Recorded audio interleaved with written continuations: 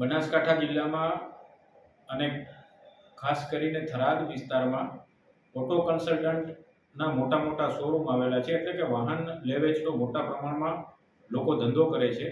તો આવા વાહન લેવેચના ધંધા કરનાર ઓટો કન્સલ્ટન્ટના જે વેપારીઓ છે તેઓને વિનંતી છે કે અત્યારે હાલમાં તાજેતરમાં કલેક્ટર સાહેબ શ્રી બનાસકાંઠાનું જાહેરનામું પ્રસિદ્ધ છે અને જાહેરનામામાં જે શરતો દર્શાવેલી છે કે જેમ કે વાહન જેની પાસેથી ખરીદો તેના પૂરેપૂરા ડોક્યુમેન્ટ રાખવા અને વાહન જેને વેચો તેના પણ પૂરેપૂરા ડોક્યુમેન્ટ રાખવા, આ બધી વસ્તુ રાખવી જરૂરી છે. જો આ વસ્તુ આવી રીતે નહીં રાખો તો જાહેરનામાના શરતોનો ભંગ થશે, તો તમારી ઉપર આઈપીસીની કલમ 188 મુજબ ગુનો દાખલ કરવામાં આવશે. એટલે આવા વાહનોની લેવેચના ધંધાર્થીઓ છે જેના મોટા મોટા શોરૂમો છે તે તમામને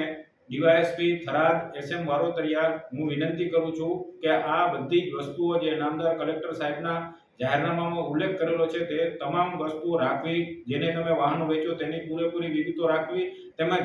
જેની પાસેથી તમે વાહન ખરીદો તેની પણ પૂરેપૂરી વિગતો રાખવી, તેમજ તમારા શોરૂમ પર જે વાહનો છે તે વાહનોની નંબર પ્લેટો વ્યવસ્થિત રાખવી. વાહનોમાં કાળા કાચ ચડાવેલા હોય તો આવા વાહનો નહીં રાખવા અને જો આવા કોઈ જાહેરનામાનો ભંગ થશે તો કાયદેસર પગલાં લેવામાં આવશે. અને નજીકના દિવસોમાં અમે આવી ઝુંબેશ ચાલુ કરવાના છીએ કે જે આવા જે ગેરકાયદેસર લેવેચનો ધંધો કરે છે તેની ઉપર અમે કાયદેસર પગલાં લેશું. તેવી જ રીતે અમે ટ્રાફિકનો ઝુંબેશ પણ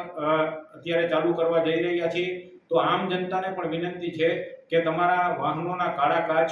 જો હોય તો દૂર કરી નાખજો, તેમજ ફેન્સી નંબર પ્લેટ હોય તો તે નંબર પ્લેટ પણ ફેન્સી નંબર પ્લેટ દૂર કરી અને આરટીઓની માન્ય નંબર પ્લેટ રાખજો,